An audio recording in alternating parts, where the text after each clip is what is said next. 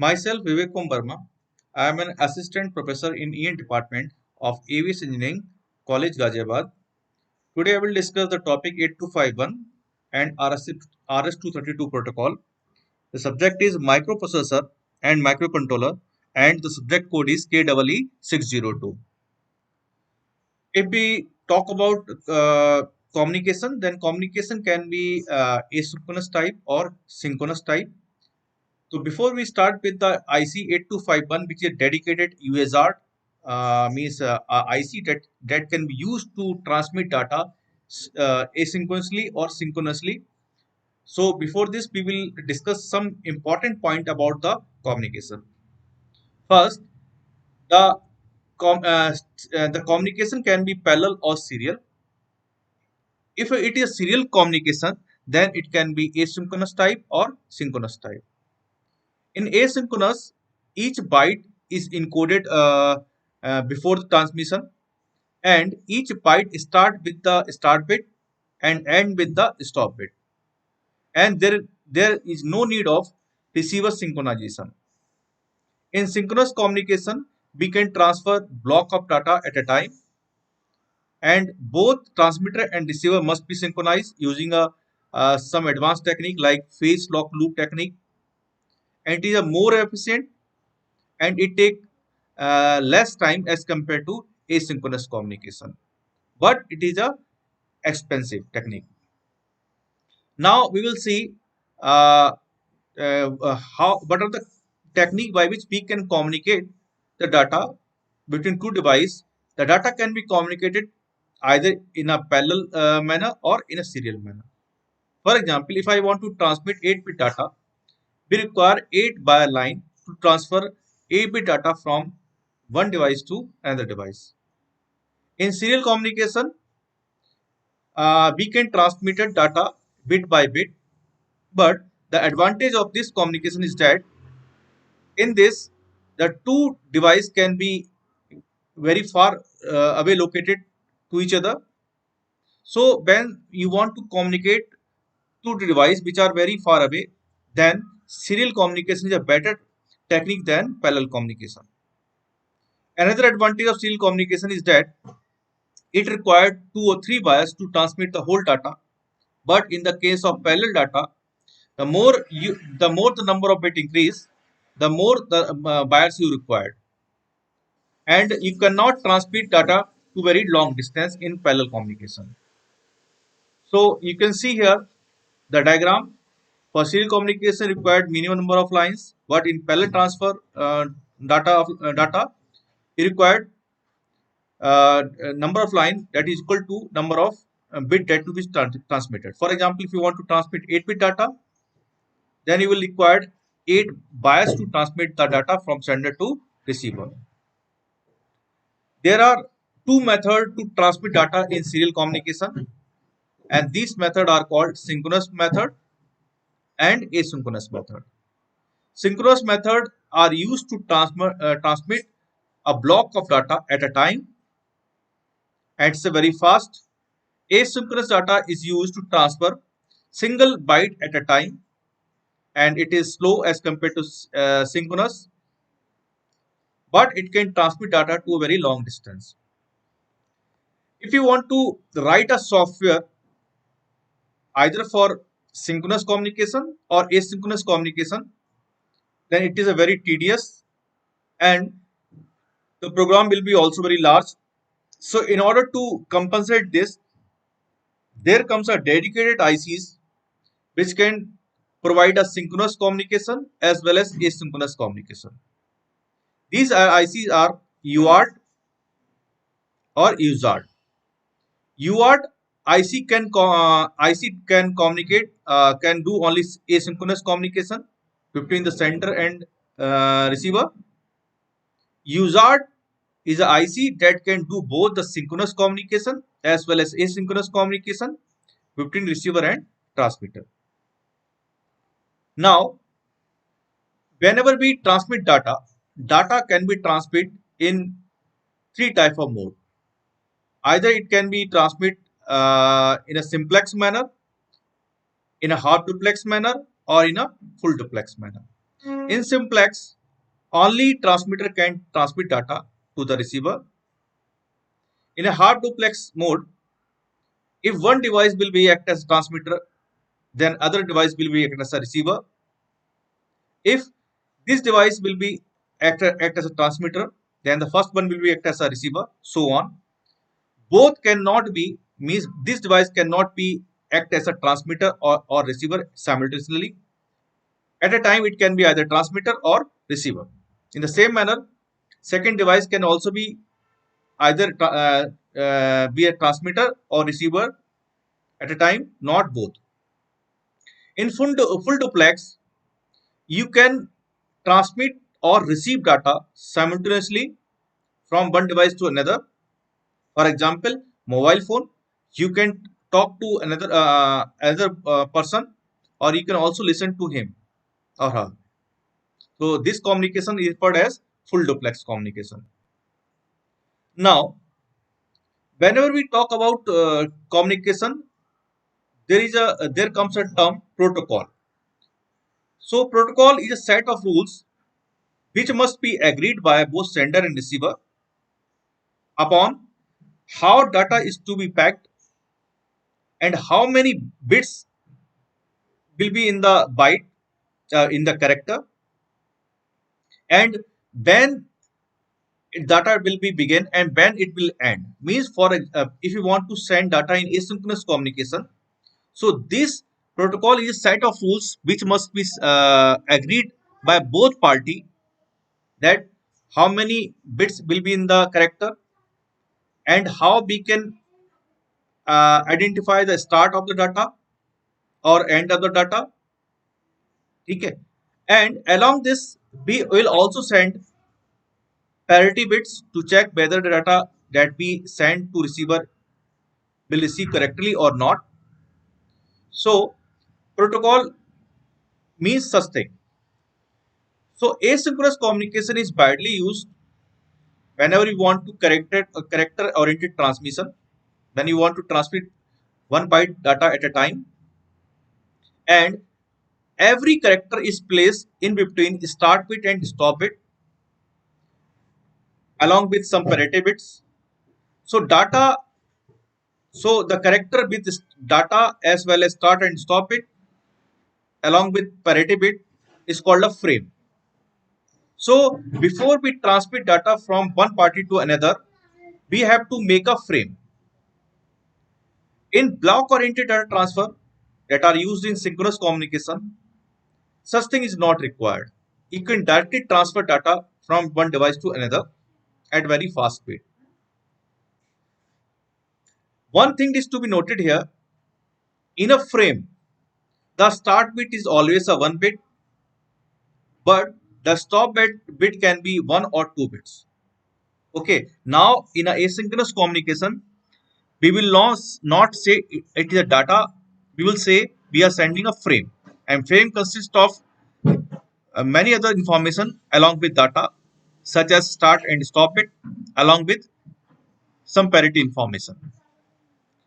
You can see here, now you can see here, whenever we start data, when we start transmitting data, the start bit must be 1 bit, and it must be lower, and so start bit is always a 1 bit and it always low. After that, we will transmit data one by one bit. First, the D0 bit of the data, then D1, then D2, then D3, then so on. Then at the last, D7 bit of the data. And after that, we will transmit the stop bit. The stop bit is always high and it can be of 1 bit, 1 by half bit, or 2 bit. Okay, now the data from start bit to stop bit is called a one frame. Okay, so whenever there is no transmission, this line will be high. It is called mark. Okay, so if we talk about RS-232 protocol, so in RS-232 protocol, we will send the data in a manner. Now, RS-232 protocol is a protocol which not defined what is the structure of data. It also defined what will be the voltage level of the line, as well as but is the hardware to transmit the data.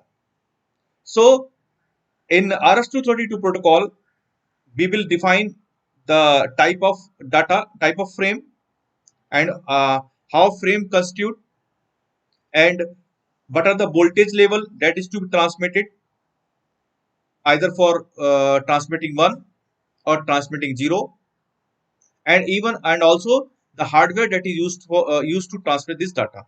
So this constitutes the whole RS232 protocol. Now, the another thing that is important with the asynchronous communication is the speed. Speed in asynchronous communication is measured in terms of BPS, that is called bits per second. It is called bits per second, and another terminology to indicate the speed of data transfer is baud rate, and it is defined as bit transmitted in 1 second. Number of bit transmitted in 1 second is defined as baud rate or bits per second. Now, that I already told you about RS-232 protocol. This RS-232 protocol is developed by Electronic Industries Association in 1960, and in this standard, the data that is 1 or 0 is not transmitted as a 5 volt or 0 volt, which is a standard of TTL logic family.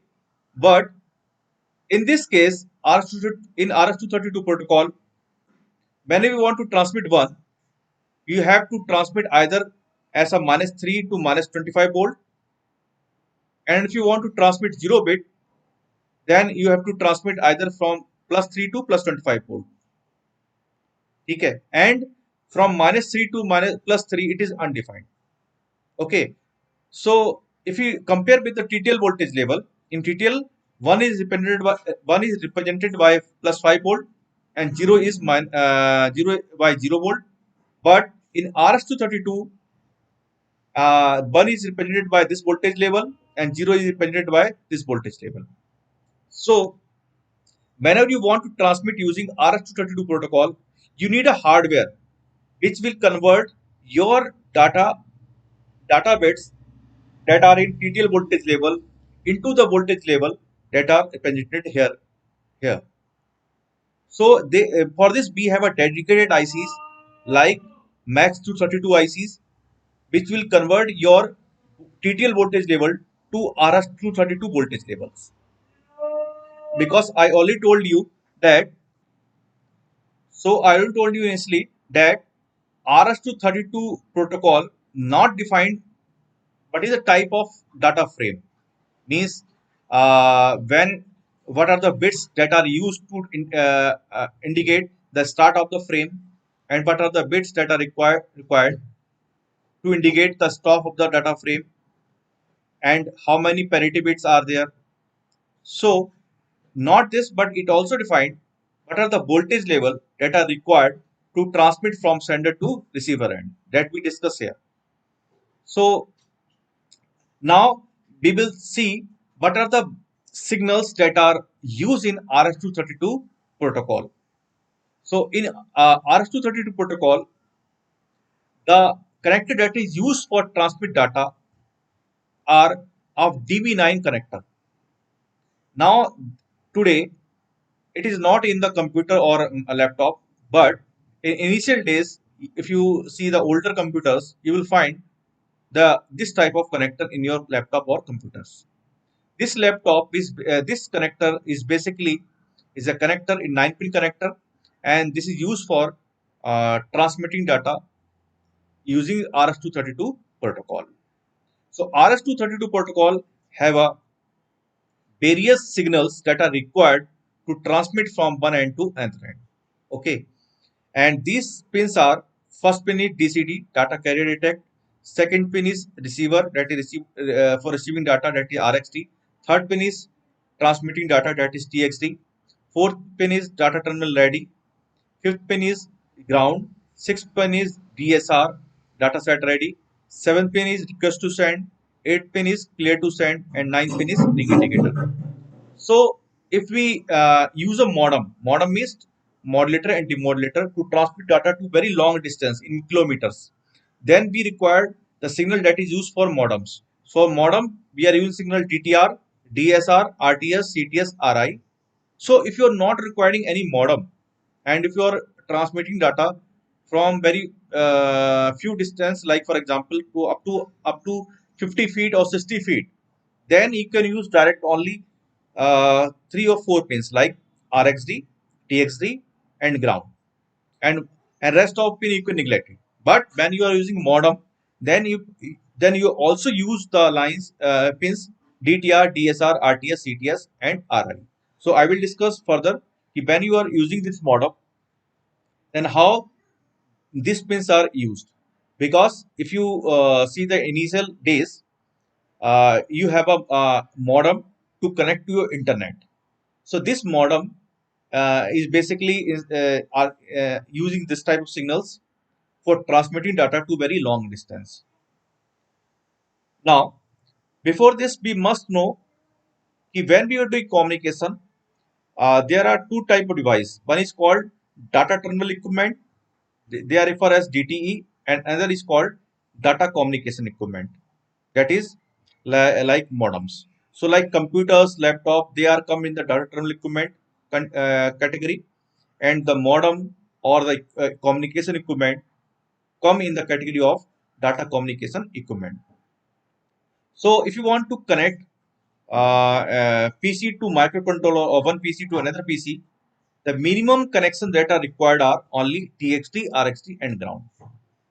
Okay. So here, if you connect two computers, then it is called connector. Then required only 3 pins: TXT, RXT, and ground, and both are DTE device. So here, TXT of one computer is connected to RXT of another computer. In the same manner, RxD of first computer connected to TXD of another computer, and ground is connected to each of the grounds. Now we'll discuss the nine signals of the DB9 connector. First is DTR. Actually, if you want to communicate very long distance, so after data terminal equipment, you will use a modem at the transmitter side. In the same manner, at the receiver side, you will use a modem, then computer. So first of all, your data will be go to the modem. Modem connect this data, convert this data into we can say some communication protocol or communication data, and this data is now sent to the receiver, and it is collected by modem, and this modem then give data to the corresponding second device. So between modem and DTE, there are some signals that are required to have a efficient communication. So whenever now here the computer is noted by DTE and modem is noted by DCE. So whenever computer is ready, it will give a signal DTR. DTR signifies the modem that computer is turned on. If now modem is on, if modem is ready and on, it will give a back signal DSR. That is data set address. It indicate data terminal equipment that it is also ready. Now, when both are ready, and if the data terminal equipment has a data to send to another device, it will give the request signal RTS, request to send, okay, to the modem. If modem is ready to send the data, it will give the signal CTS to the DT computer that I am ready to transfer your data. Now, the modem find the suitable carrier signal on the telephone line, because for longer transmission of data, you have to use a telephone lines. So modem find a suitable carrier signal on the telephone line, then it will give a signal DCD, that is data carrier detect. Means it detected the suitable data carrier signal on the telephone line. Now now after that, it will ringing. Ringing indicate that ringing is generated by modem that it have a data data. So please collect it. So now PC will read the data from the modem. So in this manner, there will be a communication between DT and DC equipment if you want to communicate at a longer distance. But if you want to communicate at a very in a very few distance, like if you want to communicate to a 56 feet or 60 feet, then there is no requirement of DTR, TSR, RTS, CTS, and DCT-RI. We will neglect it, and only three pins are required. That is RTS, CTS, and ground. Now we will see the architecture of 8251. So 8251 basically do all the things uh, like it can do framing of data. It can convert means what can it do? It can do framing of data, as well as it can generate generate RS-232 232 voltage level, that is for one it will generate -3 to -25 volt, and for 0 it will generate +3 to +25 volt. Okay, and so uh, all the things is done by this 8251 IC. So now the microcontroller is free, or microprocessor is free of all the things, like it can now it is free from premium data. It is free from generating this voltage level. Now it is done all by the 8251. 8085 only give the data, and it will transmit the data bit by bit using RS-232 protocol, or based on RS-232 protocol. So now, what is the architecture of this 8251? If we see the left hand side, it is not all now almost same as that we had discussed the previous ICs. It is having a data bus buffer through which it can give the data or take the data parallelly. Okay. For example, if you want, I want to transmit data serially. So we have to apply a parallel data to data bus buffer. It will transmit data from the TXT one by one bit based on RS-232 protocol, and with voltage level, this voltage level. Now in this manner, whenever it receives the data from this RXT one by one bit it receives data. It will convert this data into parallel data, and this parallel data can be read by the microcontroller or microprocessor. So you can see this microprocessor is connected here. Okay, to data bus of a read write control logic. It has in read write control logic, it have a reset pin, clock pin, the C and D bar. Basically, this C and D bar is a basically we can say a control word or data word register. Means it is having a control register, as well as it is having a status register. The control register, a control word register, is of 16-bit register, and I am writing here control register is basically a 16-bit register. 16-bit. It is basically made of two register, and mode register and command register. Mode register and command register. Okay, and it along this it also have a status register.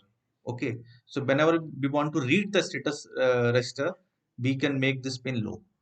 RD bar, that is a read signal. WR bar, that is write signal, and along with chip select signal, which is common to all interfacing ICs.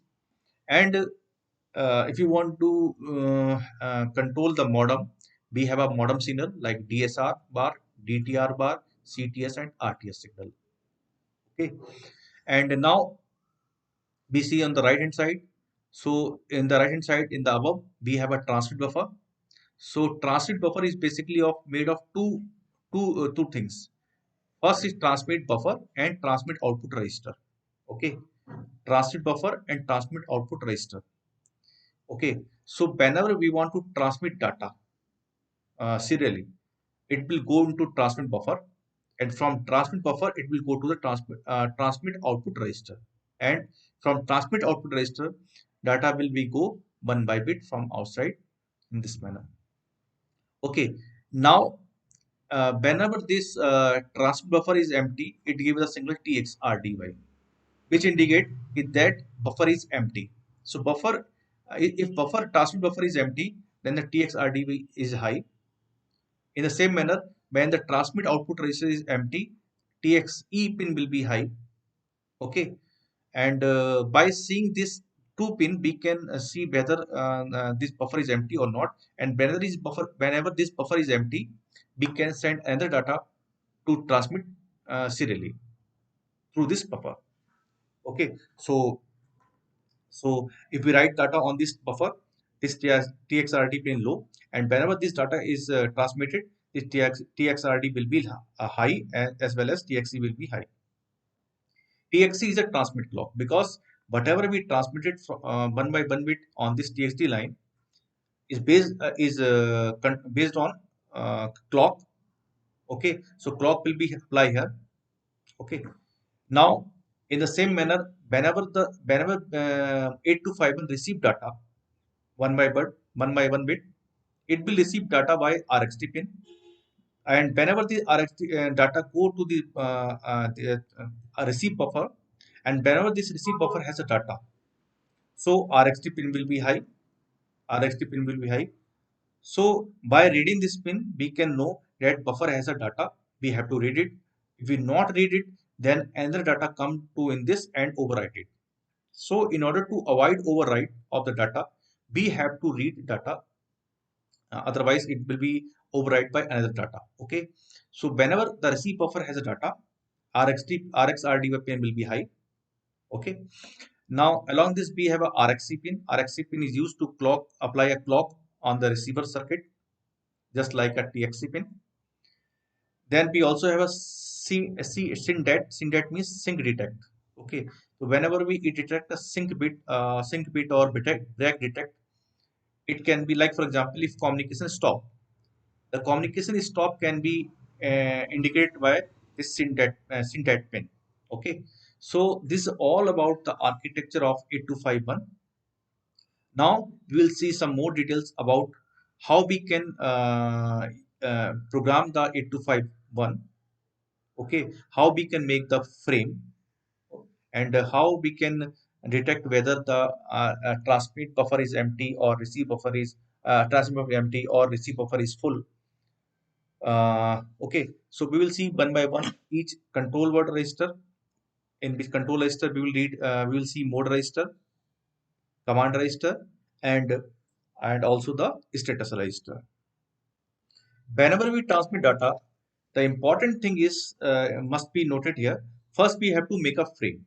Okay, so for frame, one thing in a frame, the following information must have, like data, second start bit, third stop bit, okay, and fourth, okay, data start bit, stop bit, fourth the parity bit. So we have to program how many data bit in the frame, and is there a start bit or not, stop bit, we have to program it how many stop bit it have, and even the parity bit. Parity bit is even or odd. Okay, so we will see here. So this 2 bit 3 2 specify the number of bits. Okay, if it is 00, it means your data is of 5 bit. If it is 01, your data is of 6 bit, and if it is 10, your data is of 7 bit, and if it is 11, then data is of 8 bit. Okay, so this 2 bit define the length of data. Okay, it can be 5 bit, or it can be of 6 bit, it can be 7 bit, or it can be 8 bit. Okay, we can program it. Now we will see the parity. Okay, one thing here, we will not program this start bit. Start bit is always low, and it is always a 1 bit. It is always low start bit. Okay, so we are not going to program it. It is always there. So I am cutting it here. Now parity. If we want to add a parity on the frame, we want to add parity on the frame, so this will decide whether we want to parity or not. So if it is 0, then parity is disabled. If it is 1, then parity is enabled. So if I want to add a parity bit, so I have to make this bit 1. Now what type of parity want to add? odd parity or even parity. Okay, so if it is 0, uh, then it means you are adding odd parity. If you are it is 1, then it means you are adding 1 in such a manner that it will be data will be of having even parity. ठीक है, even parity means कि the sum of all bit must be 1, sum of all bit be even, sorry, number of all bit will be even, and in case of odd parity the number of all bit will be odd. Okay, now this 6 and 7 bit decide the length of stop bit. So length of stop bit can be of 1 bit, 1 by 0.5 bit or 2 bit. Okay, nowadays this 2 is not used because by this data will be of a frame will be of a large size, so generally we will use a stop bit of 1 bit. Okay, but in the previous day, in the we can say in the previous years, we can also use this 1.5 bit or 2 bit. Now today we will generally use a 1 bit for a stop bit. Okay, so this will decide the frame. Okay, now after frame we will decide at what speed this data will be transmitted. This is very much important, and for this we will use this 2 bit. These 2 bit decide whether we want to synchronous mode or asynchronous mode. When we are using synchronous mode, then all this bit will be don't care. All this bit will be don't care. Don't care कब होगा ये? For synchronous communication. Synchronous communication. Okay. Or this bit only have effect when we are using asynchronous mode. Okay, and when we are defining asynchronous mode, we have to define a baud rate, and at bit speed the data will be transmitted. So if it is 0 1, then the speed will be x1 clock. If it is 1 0, then speed will be existing clock. Existing clock means whatever the clock frequency that you apply on the transmitter section. Like for example, if I apply a 153.6 kilohertz frequency, then it is divided by 16, that equal to be 9600 baud rate. Okay, so if you are giving x 1 it means you are applying frequency which is divided by 64. Okay, now one important thing, because I had done practical I had done practical communication in CL mode in many controllers. I know very well the baud rate will be either will be 1200, 2400, 4800, 9600, or 192.192.00, so on.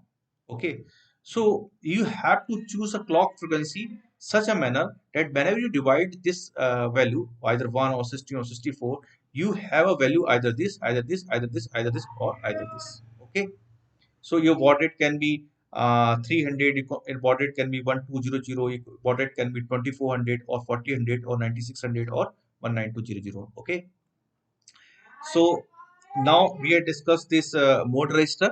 Now we'll discuss command register.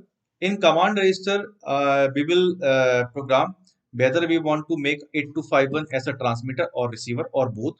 Okay, and whether we want use a modem control pins or not, because in modem control pins we are having pin DTR, DSR, RTS, and CTS. So if you are using modem, then we will use this bits. Otherwise, CTS. Sorry, CTS. If you are using modem, then we use this bits for modem. Otherwise, we can neglect it. Okay, if you are not using modem. Okay. TXC means if you make this bit 1, your transmitter will be enabled. Data terminal ready. Already I told you what is the meaning of data terminal ready. Means whenever your DT equipment is ready, it will give here 1. RXC means receiver enable. So when you want to make 8251 as a receiver, you have to make this bit 1. SBRK means send break character. If you want to send a break character, you have to make this one. When you make this one, your TXT pin be low. Means transmitter pin be low. ER, ER is basically when you make this pin 1, the all your error will be reset. This error will be in the next slide I will show you. The error can be parity error, overrun error, or framing error. Okay, all this error will be reset. When you make this ER1 equal to 1. Okay, RTS, that is request to send. Whenever you have modem and you want to send data to the modem, then you have to make this bit one, request to send. IR, this is internal reset. So if you want to reset the 8251 IC, then you have to make this pin equal to 1. Okay. EH, it is called enter hunt mode. When you make this one, it will hunt for the sync characters. Sync character, it will have hunt for the sync character that is coming from the transmit pin. Okay. So if you're programming very normally manner, if you're not using any modem, you are using only 2 or 3 bits like TXT, TXC, RXC, ER, ER, and IR. So mainly, generally we are using IR bit, ER bit, RXC, and TXC, and rest of can be neglected if you are not using a modem. Okay. Now we will see the status register. Okay, so there are three registers: mode register, command register, and status register. So we will see status register. So status register, and the first pin is txrd. So whenever your transmitter buffer is empty, okay, so this bit will be 1. By observing this bit, observing by reading this bit, the processor come to know that transmitter buffer is empty. Now it is demanding that microprocessor send another data to the buffer so that it can transmit data serially outside. Okay, so whenever this transmit buffer is empty, this bit will be 1. In the same manner, when the 8251 has a data on the receive buffer, so to indicate this to the microprocessor, this bit will be 1. So by writing this bit, the microprocessor come to know that the receiver buffer has a data which is to be read. Otherwise, the data will be lost out if the next data will be come. Okay. So whenever the receive buffer has data, this bit will be 1. In the same manner, when the transmit output register is empty, then this bit will be 1. Okay. And these 3 bits are indicating the corresponding error, that is parity error. So if there is a parity error, it will be 1. If there is a overrun error, now what is overrun error? For example, if you have receive buffer, and it have some data. Now it have some data 1, and you haven't read this data. So if another data come like data 2, and this data will be overwrite over here, and whenever this data override this data, okay, then this overrun error will be 1. This will indicate that your buffer data will initial data of the buffer is lost out due to the overwrite of another data over it. Okay.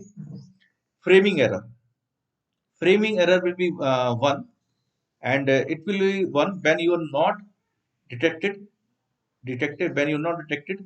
Valid, valid stop it. Valid stop it. Not detected, valid stop it.